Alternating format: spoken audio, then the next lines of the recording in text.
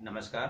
रामगुलाम राय शिक्षक प्रशिक्षण महाविद्यालय गोरखपुर के यूट्यूब ऑनलाइन चैनल में मैं धर्मेंद्र कुमार आज स्वास्थ्य शिक्षा विषय के अंतर्गत हम दो टॉपिक्स पे चर्चा करेंगे। एक आपकी व्यक्तिगत स्वच्छता और दूसरा विद्यालय स्वच्छता।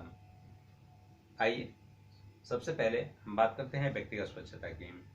तो अपने स्वास्थ्य को ठीक रखने के लिए केवल उचित प्रकार से खाना या साफ पानी पीना या फिर कह लीजिए कि खुली हवा में रहना ही काफ़ी नहीं होता है, बल्कि हम जो स्वच्छ भोजन ग्रहण करते हैं और स्वच्छ पानी पीते हैं, इसके अलावा अपने जो शारीरिक साफ सफाई है इस पर भी विशेष ध्यान देना आवश्यक हो जाता है। साथ ही साथ इसमें हम बात करते हैं अगर स्वच्छ कपड़े पहनना, स्वच्छ रहना, शरीर की साफ सफाई करना और समय समय पर भोजन करना, स्वच्छ भोजन करना, व्यायाम करना, निद्रा और विभिन्न प्रकार की ऐसी चीज़ें जिसमें आप कह लीजिए कि सुबह से ही जो भी हमारी नित्य जो क्रियाकलाप होते हैं, जैसे सुबह सो करके उठने के बाद नित्य क्रिया करना, शौच करना और व्यायाम करना, उसके बाद से आपका स्नान है तो उचित तरीके से स्नान करना, साथ ही साथ शरीर की पूरी सफाई करना जिसमें बालों की स्वच्छता, दांत की सफाई, बाल की सफाई, नाखून की सफाई, ये सभी प्रकार की सफाई इस शारीरिक स्वच्छता के अंतर्गत आती है। इसके अलावा साफ सुथरे कपड़े पहनना, अपने घर अथवा परिवार में जहाँ पे आप रहते हैं, सोते हैं, उठते हैं, बैठते हैं, इसकी साफ सफाई करना ये भी बहुत ही आवश्यक होता है। इसके अलावा अगर हम बात करते हैं जब नींद की, तो अच्छे प्रकार से नींद का आना भी ये भी और जहाँ पे हम सोते हैं उस जगह की साफ सफाई भी बहुत ही महत्वपूर्ण होती है।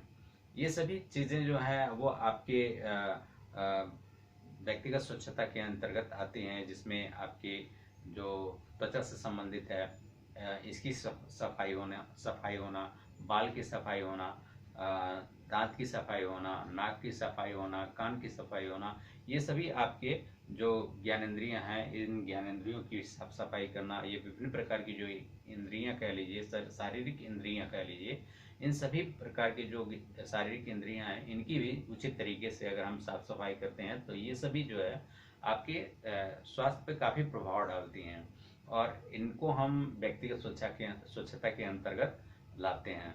इसके बाद अगर हम बात करते हैं विद्यालय स्वच्छता की, तो विद्यालय स्वच्छता में क्या क्या चीज़ें आती हैं उसको हमें एक नज़र डालते हुए सबसे पहले हम बात करते हैं विद्यालय की। तो विद्यालय का जो प्रांगण होता है वो साफ सुथरा होना चाहिए। इसके अलावा जो मेन गेट होता है ये बड़ा और आकर्षक होना चाहिए। इसके बाद जो विद्यालय की कह लीजिए कि वॉल है, जो चार दीवारी है, इस पे जो फोटो है ये बहुत बड़ा बड़ा फोटो युक्त तो होना चाहिए और मतलब ये आवश्यक होता है जो स्वच्छता से संबंधित जो इस पे विभिन्न प्रकार की जो फोटोग्राफ्स या स्लोगन या कह लीजिए थॉट लिखे होना चाहिए। अब स्कूल का जो प्रांगण है उसमें घुसते ही जैसे समय समय पर फूल पत्ती और जो क्यारियां हैं ये सब लगी रहती हैं, तो ये भी दिखने में काफ़ी आकर्षक होती हैं, तो इस प्रकार की चीज़ें भी उसमें होना चाहिए। इसके अलावा जो पार्किंग है, पार्किंग व्यवस्था भी साफ़ सुथरा होना चाहिए। इसके अलावा जो वॉल है, दीवार है, जिस कमरे में आपको आपकी कक्षाएं संचालित की जाती हैं, उसकी जो दीवार हैं वो विभिन्न प्रकार के जो महापुरुष हैं, इन महापुरुषों के चित्र उस पर लगे हुए होना चाहिए। इसके बाद अगर हम बात करें कमरे का फर्नीचर है तो वो भी साफ़ सुथरा होना चाहिए, जैसे मेज़, कुर्सी और जो बच्चों के डेस्क हैं, ये सभी चीज़ें साफ़ सुथरे होने चाहिए। इसके बाद अगर हम बात करते हैं विद्यालय के प्रांगण की, तो उसमें जो विभिन्न प्रकार की जो पानी की व्यवस्था है या फिर कह लीजिए कि पानी की टंकी है, वो भी समय समय पर साफ़ सुथरा होना चाहिए और उसको जो है हमेशा जो है विभिन्न प्रकार के उसमें जो केमिकल दवाएं होती हैं उन दवाओं का भी इस्तेमाल करना चाहिए। साथ ही साथ जो क्यारियाँ होती हैं उसमें भी विभिन्न प्रकार की जो कीटनाशक जो दवाइयाँ होती हैं उनका भी छिड़काव करना चाहिए। साथ साथ अगर हम बात करते हैं विद्यालय परिसर की, तो जो विद्यालय परिसर में जो कूड़ा करकट और कागज वगैरह इधर उधर रहते हैं, तो उसकी उचित तरीके से साफ सफाई करनी चाहिए। ये इधर उधर नहीं बिखेरना चाहिए। हर जगह पे यथा स्थान अलग अलग जगहों पे डस्टबिन की भी व्यवस्था करनी चाहिए।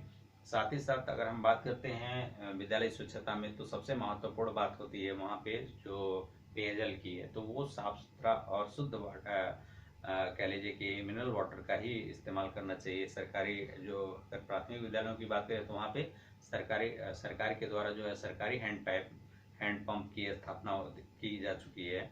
और इसके अलावा अब तो जैसे अगर हम बात करते हैं पूर्वांचल की, तो पूर्वांचल का जल जो है वो बिल्कुल ही अशुद्ध हो चुका है, पीने योग्य नहीं रह गया है। उसको अगर हम बात करते हैं पीने योग्य बनाने की बात करते हैं अगर, तो अगर हम सरकारी हैंड पाइप का पानी पीते हैं तो वो काफ़ी शुद्ध कुछ हद तक माना जा सकता है, लेकिन वो भी पूरी तरह शुद्ध नहीं है।